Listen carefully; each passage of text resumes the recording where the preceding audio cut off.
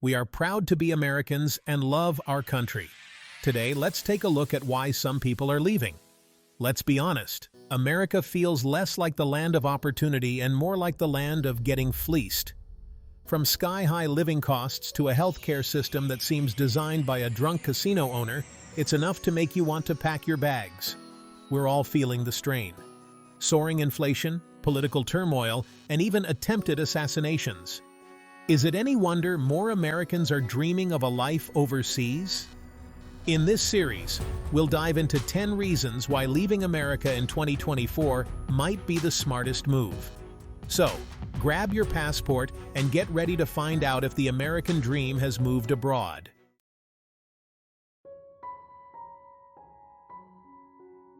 Let's talk about the elephant in the room: Social Security. It's a giant pot of money that current workers pay into with the promise of future benefits. But there's a catch. The pot's got a leak. America's population is aging rapidly. Fewer workers are paying in, while more retirees are cashing out. It's like funding a five-star buffet with a Happy Meal budget. The government could raise taxes, cut benefits, or print more money. So, if you're relying on Social Security, you might need to keep working into your 80s. Now, I know what you're thinking. John, you're being a tad dramatic, aren't you? Surely the government wouldn't let Social Security collapse entirely. Their track record on long-term issues is about as impressive as a goldfish's memory span. They keep kicking the can down the road, hoping for a magical solution. But the only magic here is the disappearing act on your retirement savings. They're playing a game of chicken with the American people. So diversify your retirement portfolio and explore alternative investments.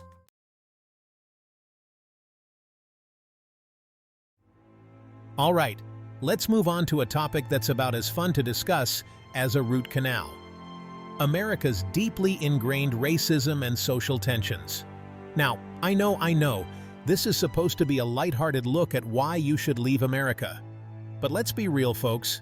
You can't talk about the State of the Union without addressing the giant, festering wound of racial inequality that's been festering since, the country's inception. We're talking centuries of systemic oppression, discrimination, and violence against minority communities.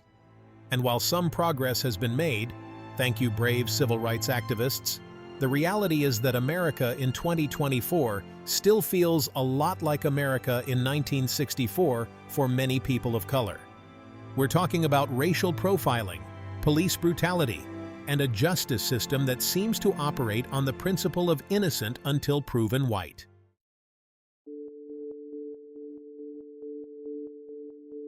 Not every person of color in America is having a miserable time, but the fact that we even have to say that speaks volumes. For many, the American dream feels like a cruel joke. Imagine your skin color determining your job prospects or likelihood of getting pulled over. Social tensions are rising. We're in a polarized society, more interested in shouting than listening. America has its charms, but if you value equality and justice, you might want to start packing. America in 2024 feels like a house divided. As Abe Lincoln said, "A house divided cannot stand."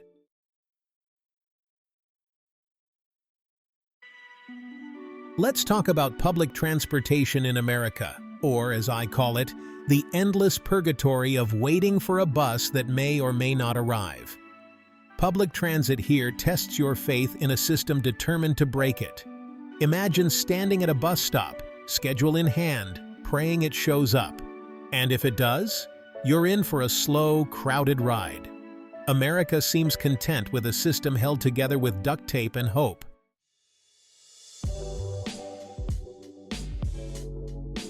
Now, some might argue that America's love affair with the automobile is to blame for our shoddy public transport. And sure, there's a certain romance to the open road, the wind in your hair, the nagging fear that your car might spontaneously combust because you can't afford to fix it. But here's the thing, not everyone has the luxury of owning a car, let alone one that runs on something other than hopes and dreams. And even if you do, battling traffic, navigating parking nightmares, and single-handedly funding big oil isn't exactly a recipe for a stress-free existence.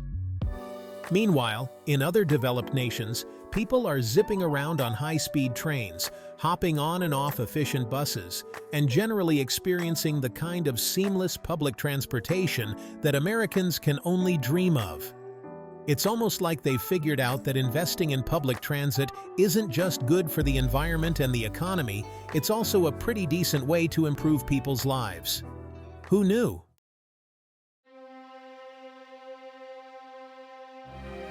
Let's be honest, America. We have a bit of a food problem. And by problem, I mean an all-consuming, deep-fried, supersized love affair with processed food that would make even the most gluttonous Roman emperor blush. We're talking mountains of sugar, oceans of salt, and enough unhealthy fats to clog the arteries of a small country. It's enough to make you wonder if the Founding Fathers envisioned a nation where freedom meant the freedom to consume yourself into an early grave.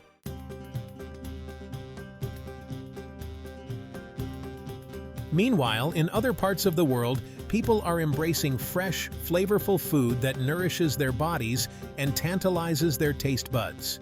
They're savoring the simple pleasures of ripe tomatoes, locally sourced produce, and meals that haven't been engineered in a lab to be as addictive as possible. Take Italy, for example, a land where food is not just sustenance, but a way of life, where every meal is a celebration of fresh ingredients, time-honored traditions, and an almost religious devotion to the art of cooking. Imagine, if you will, sitting down to a meal that doesn't involve a drive-through window, a microwave, or the nagging suspicion that you're slowly poisoning yourself with every bite. It's enough to make you want to book a one-way ticket and never look back.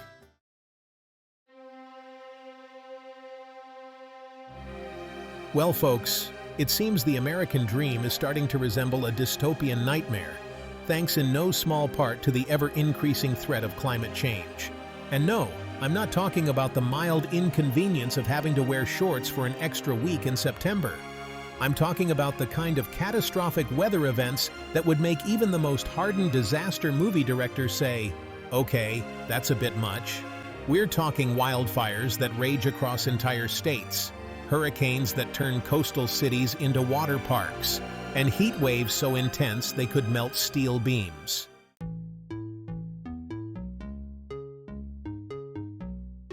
Now, I know what you're thinking. John, this is all very alarming. But what are we supposed to do about it?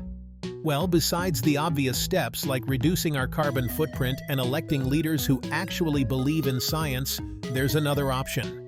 Get out while you still can. That's right, folks.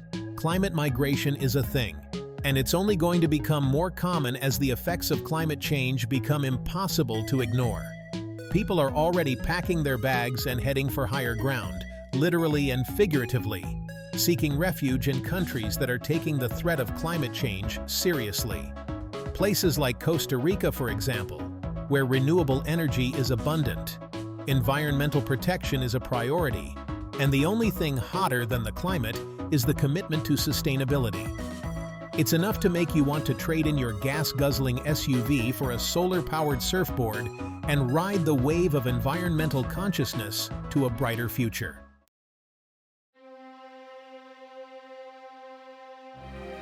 All right, let's talk about economic inequality in America, a country where the gap between the haves and the have-nots is wider than a Texas billionaire's belt buckle. It's a chasm so vast you could practically see Marie Antoinette throwing baguettes across it from her yacht.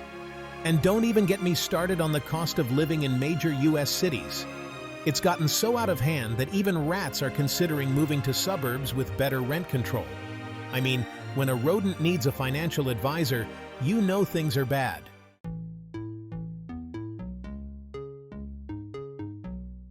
Now, I'm not saying that every single person struggling in America should just up and move to, say, Portugal.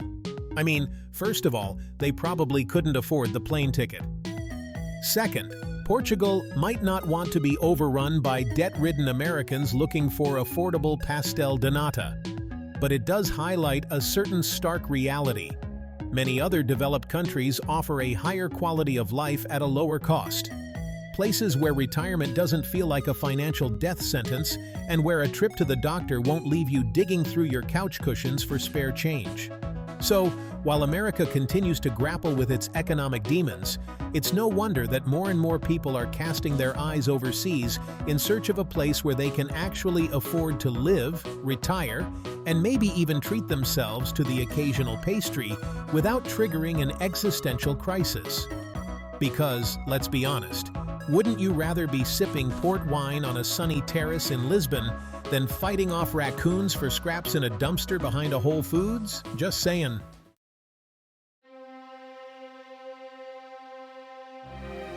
Let's talk about the ever-increasing cost of living in America, shall we? It's enough to make you want to pull your hair out, assuming you haven't already had to sell it to afford a week's worth of groceries. Seriously, have you seen the price of eggs lately? We're talking about a country where the cost of basic necessities, housing, healthcare, education, has spiraled so far out of control that it's practically performing interpretive dance on the edge of a financial cliff.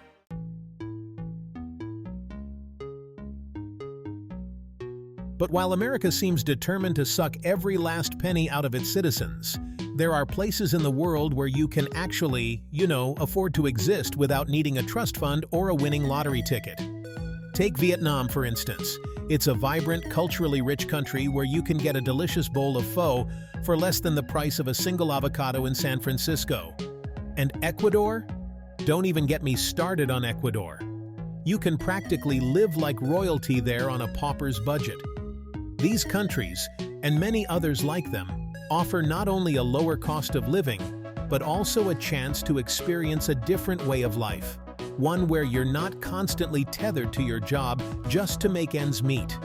So, if the thought of another winter spent huddled under a pile of blankets to avoid turning on the heat fills you with dread, maybe it's time to start looking at flights to warmer, more affordable climates. Your bank account and your sanity will thank you.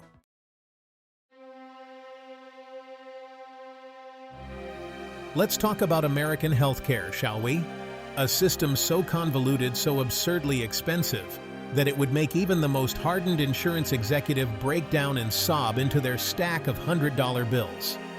It's a system where a single trip to the emergency room can bankrupt you faster than you can say pre-existing condition, where negotiating with insurance companies feels like engaging in a hostage situation, and where the cost of prescription drugs is so high that you'd think they were laced with gold.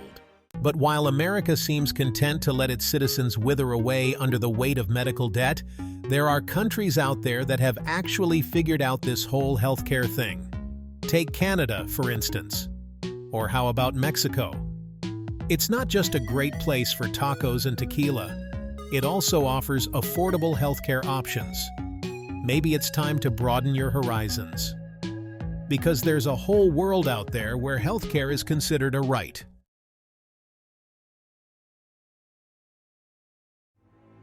Look, let's be honest. America has a bit of a gun problem. And by a bit of a problem, I mean it's like living in a Quentin Tarantino film, but with worse healthcare. The sheer number of mass shootings, accidental shootings, and just general gun-related mayhem is staggering. It's enough to make you want to move to a remote island populated entirely by pacifist sea cucumbers.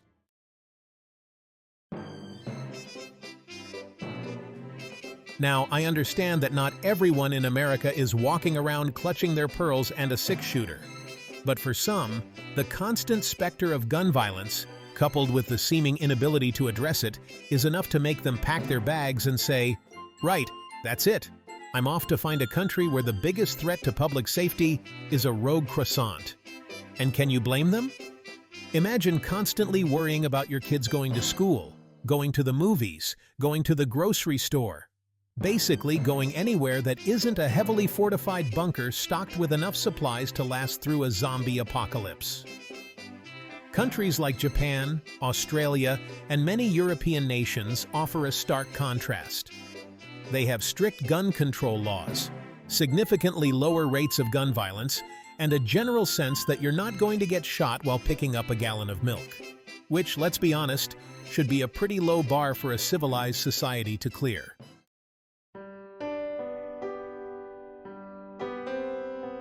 America, the land of opportunity, where you can be anything you want, as long as what you want is to be overworked and perpetually exhausted.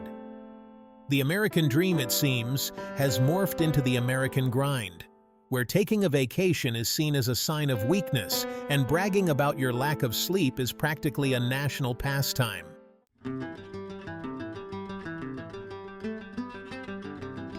Now, I'm not saying that Americans don't enjoy their work.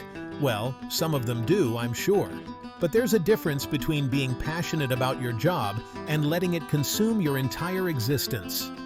In many European countries, for example, the concept of work-life balance isn't some mythical creature, like a unicorn or a competent politician. It's just a normal part of life. They have generous vacation time, paid parental leave, and a culture that values time spent with family and friends, rather than just glorifying the hustle. Imagine spending your evenings strolling through charming cobblestone streets, enjoying a leisurely meal with loved ones, instead of responding to work emails and trying to remember what sleep feels like.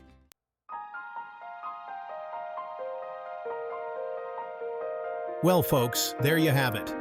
10 compelling reasons why some Americans are considering trading in their apple pies and baseball caps for a one-way ticket to a land where healthcare is affordable and the threat of getting shot while buying groceries is significantly lower. Would you consider leaving America for greener pastures? Let us know in the comment section below. And if you found this video even remotely thought-provoking, consider subscribing for more content that will make you question everything you thought you knew about the land of the free and the home of the, well, you know the rest. See you in the next one. Bye.